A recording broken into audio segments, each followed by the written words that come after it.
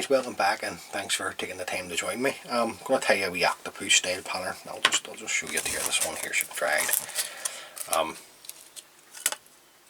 That I'm going to fish here in the next week or so down in Carramore. Now it's just this wee video is just a follow on from the Carramore Bumble. That's the wee pattern there. I'm going to show you how to put it together because I think this will work, this wee fly, I think. So the hook and the vise is a Amazon B175 and size 10. The thread that I'm going to use to tie the fly is the Uni Thread 80 in black. We'll come in and start a couple of mil behind the eye of the hook. And I'm just going to ice down a bed of thread. Well, I'm hoping it's going to work. I'm just going to work my thread down past the point of the hook, remove the waste tag of thread. Just carry my thread on down, just sort of way to the bend of the hook. I'm going to put a tag on the back. It's going to be a large holographic gold tinsel.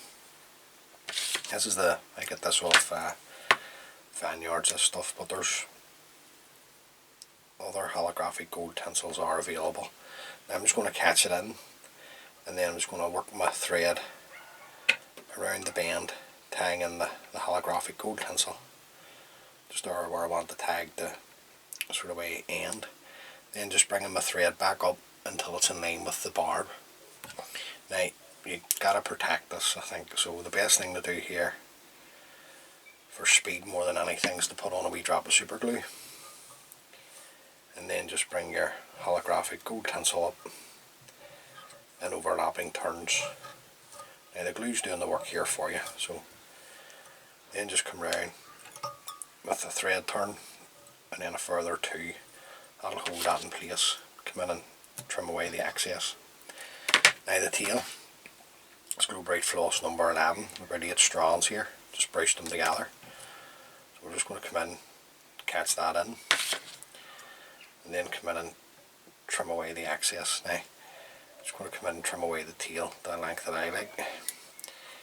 Now you'll notice there's a bit of a gap there, that's okay. Always advance your thread forward. Don't be going back over that at this stage, even though the body's going to be dubbed.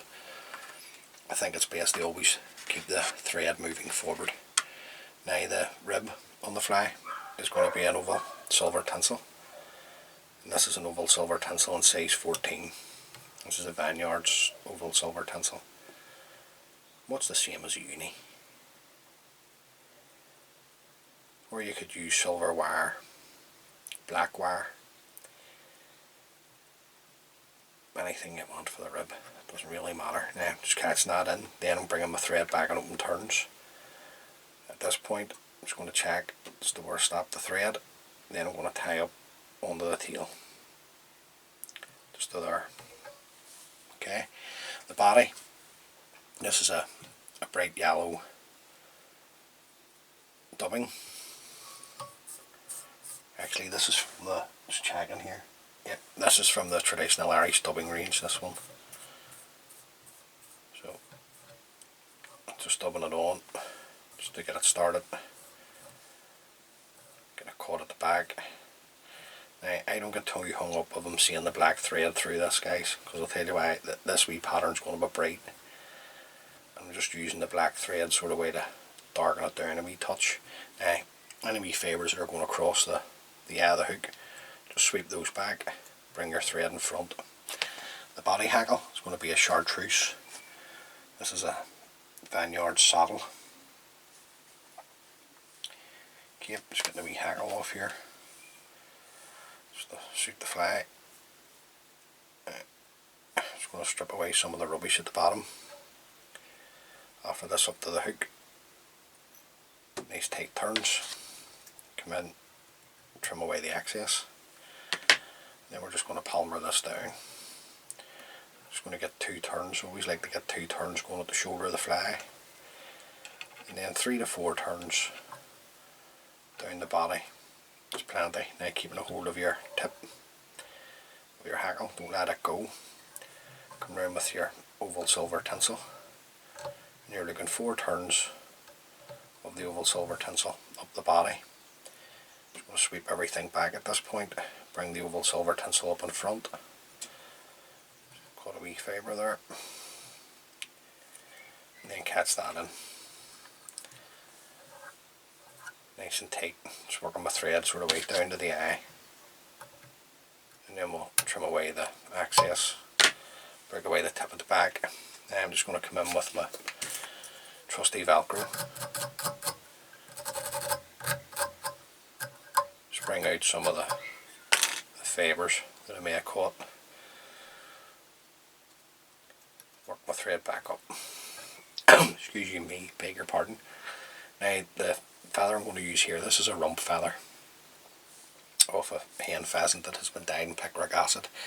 Now the wee tip's missing, the very tip at the top, but these feathers are still okay. If your tips are missing off some of your feathers and the rest of the feather remains grand, just come down further down the feather, just to tie it in. No point in wasting good materials. Now just cut in the tip there. So I'm going to break that away, and then I'm just going to stroke the fibres back, and we're just going to do one turn in front of the other. Now, turns of hackle here on this, if you're going to dye rump feathers to begin with, picric acid, please be careful. It is acid that you're dealing with. Now, just using up that whole wee feather there basically. I'm going to follow this around with my thread. Keep some of them wee fibres there in. Just tie that in nice and tight. Come in, trim away the excess. So just work my thread down to the eye and back up. Now come in and open this up just to like to see the wee flat pattern. Now it's looking grand. Excuse me. I'm going to put some flesh in, and this is just 2 strands of micro flesh and Chartreuse. So I'm just going to catch this in. Now if you don't like flesh, don't put it into the pattern, just leave it out. Then I'm going to fold it back, bring my thread back up nice and tight. Now I don't want it any longer than the pheasant feather, so just trimming that away. The next feather is a rump feather of a golden pheasant. Now this has been dyed yellow. This is what's left of the skin. Now you could use the red if you like, and that'll give it a different flavour of colour. I like to use these wee rump feathers. So I'm just going to stroke back the fibres to reveal the tip. Staffer this up to the hook, come around with a couple of turns, going to fold the tip back,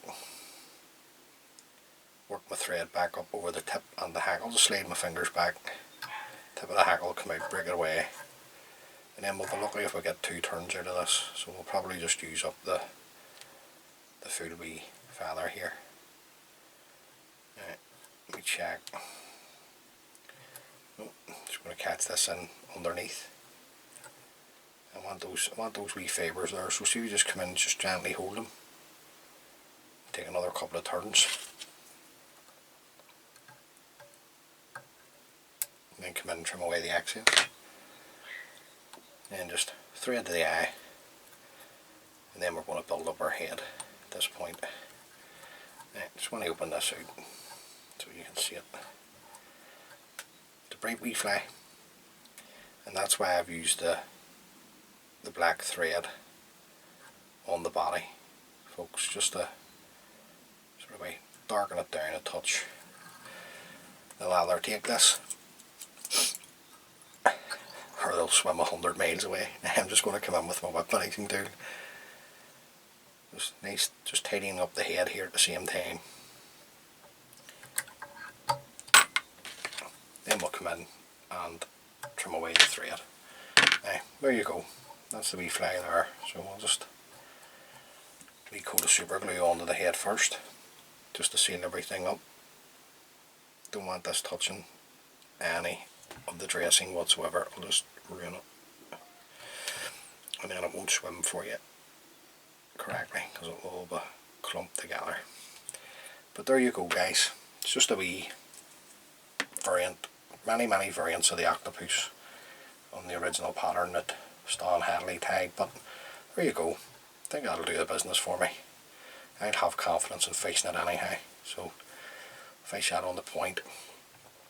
But there you go guys, just a wee octopus pattern as I say. So look, tie a few of those up. Don't shy away from tying these Irish lock flies.